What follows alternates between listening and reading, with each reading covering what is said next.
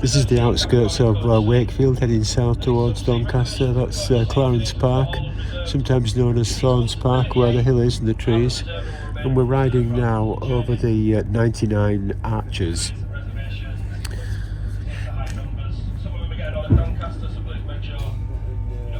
In the distance there, that distant hill, that's Woolly Edge.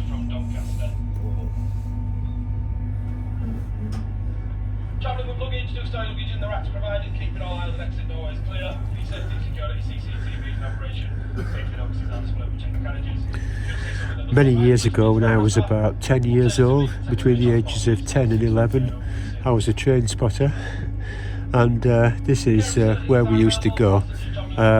There's a part of this LNER line, as it was at the time, passed over the, that's the River Calder by the way, passed over the LMS line, where the two railways sort of passed each other, and we would stand there and watch the Gresley A4 class Pacific locomotives.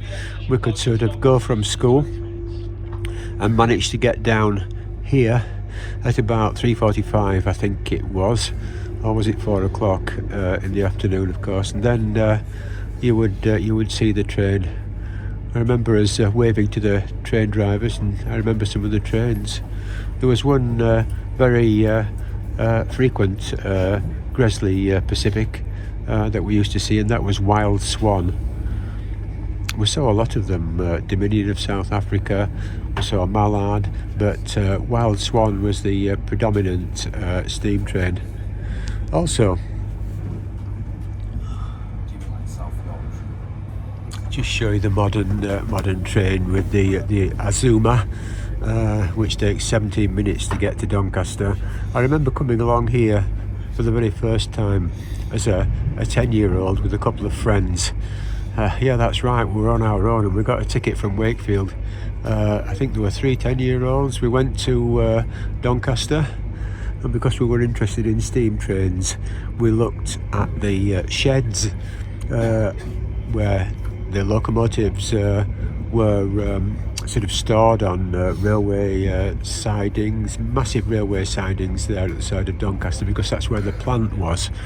We used to call it the plant, and that was where I think steam locomotive repair at the very least took place. There were literally dozens and dozens, if not hundreds, of steam locomotives at Doncaster, because that was one of the major hubs. We're probably passing over Walton now, or shortly. But I remember this particular steam train that we went on. We used to call them Windies, and it was the one with the, can't remember the type, but not the A4 streamlined Pacifics. It was the one with the windshields, wind deflectors on the front of the boiler. And I remember putting my head out of the coach window, which you could do at the time, and the line was curving around to the right, pulled by this beautiful steam locomotive. And of course the carriages were those iconic carriages that you never see, of course, in modern times, unless you're pulled by some sort of heritage train. Cinders and smoke flying into my eyes as we went on. It was quite an adventure, Alex, because it was the first time as a 10-year-old that we'd been sort of independently as children outside of Wakefield.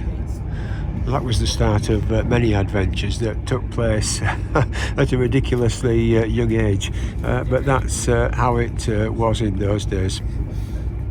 Doncaster on the Azuma here, being 17 minutes if you get the right train, of course. Wakefield to Doncaster.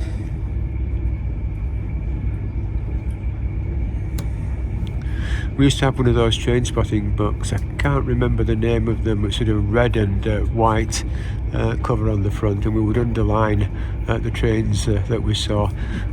That just lasted for a very brief period of time, probably between, definitely we went down here at 10 years old. By 11 years old, that sort of interest had passed, and I was into other things.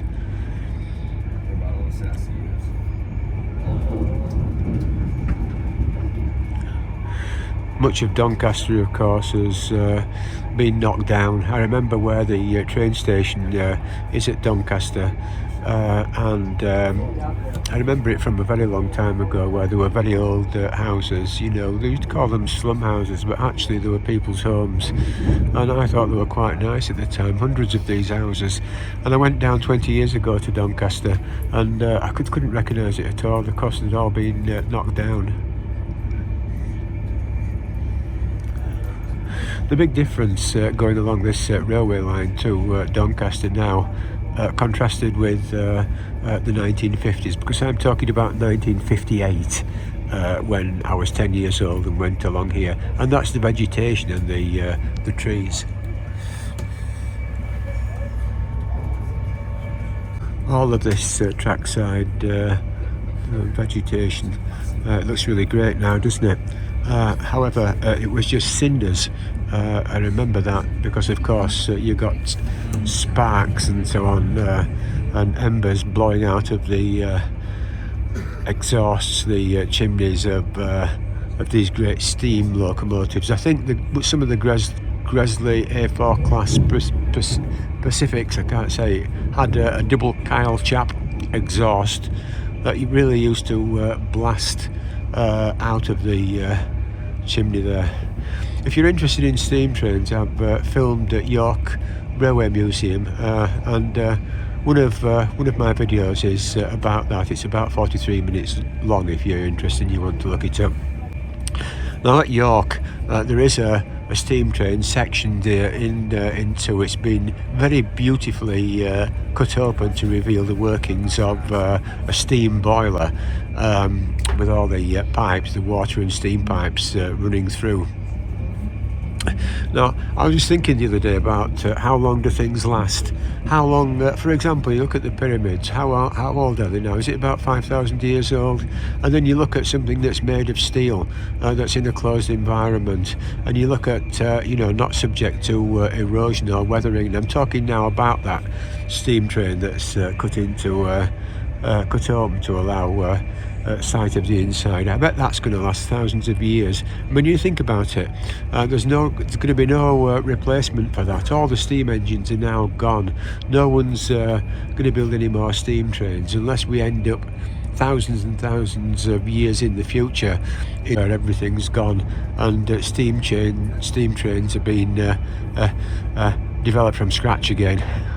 However, I think that's going to last thousands of years, that steam train in York. Why wouldn't it, potentially longer than the pyramids. The pyramids are weathering away. That steam train looks as good as when it was cut into sections, and I saw that, I think, from school.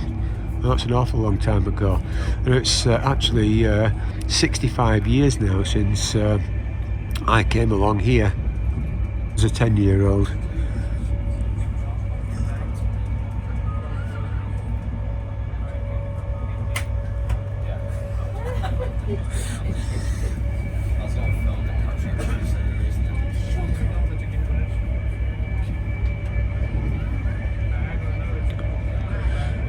Just constant vegetation at the side of the track. You can't see much else. I'm filming this on an iPhone 15 Pro Max anyway, on the 0.5 lens at 4K, 60 frames a second, and I'm using, if you're interested, the InShot app from the App Store, which I've found is the best one to use for filming, without any of the passengers having issues with the Wi-Fi on board today. Apologies, it seems to be a few coaches in standard accommodation and the Wi-Fi is not currently working. We are all trying to get this thing. Without any of the InShot, without any of the unnecessary complications, in as much as I've always thought in life, outcomes.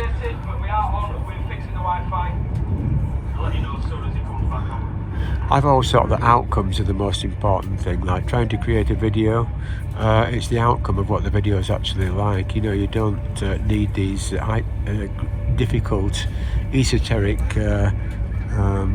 programs, apps, where you've got to be almost a conjurer to produce a film. I found the InShot one to be great actually. Here we are on some open fields.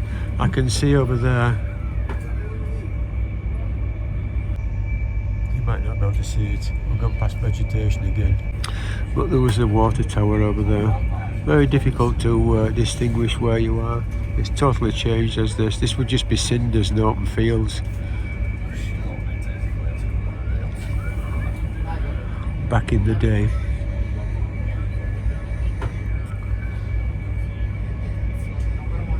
It's got to be better, hasn't it? A comfortable warm train like this. The only problem is the prices. You could go anywhere on the train.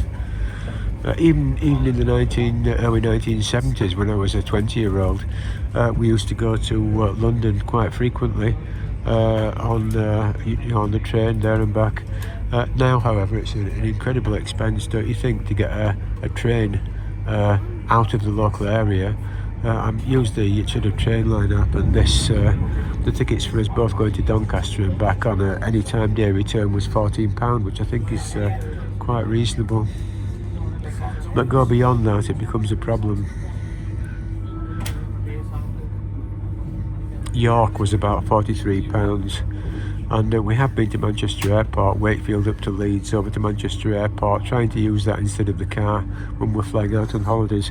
The difficulty, of course, is you've got these ongoing rolling train strikes at the moment in this area, and it's quite difficult, because some trains are cancelled. And the Trans-Pennine route over the Pennines is a terrible route actually. Not much money has been invested in the north of England by successive governments. Most of the money seems to be spent in and around London, and up here in the north. We're lucky in a way in Wakefield to have the Leeds London Mainline, which makes it very easy to go places. Now approaching to Doncaster, changing travel towards Grimsby, Coastal, Wilborough, Sheffield. Phone connection, police station, staff or station monitors. On behalf of myself and one team, thanks for choosing travel and air to look to you again. Doncaster, your next station call. But the subjective experience is it's much more expensive and more difficult to travel now that it's all been privatised than when it was British Rail back in the 1950s.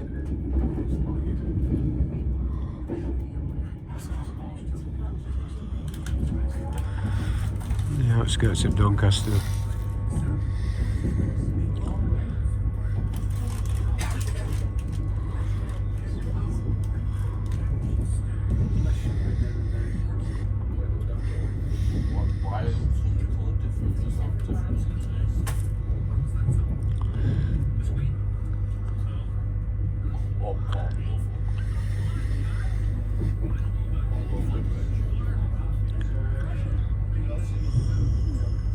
That's how you know when you've got shots that are supposed to be shut down.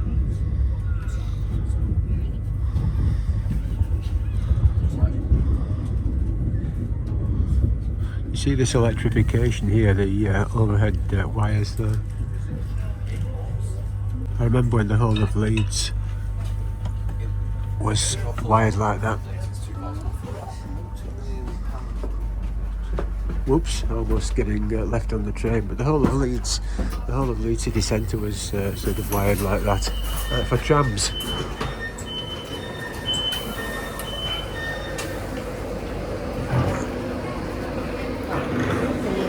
Service to wheelchair facilities in zones 10 and 13. So I'll end the video here, and that's the train ride from Wakefield to Doncaster. I hope you enjoyed the video. Take care now. Goodbye.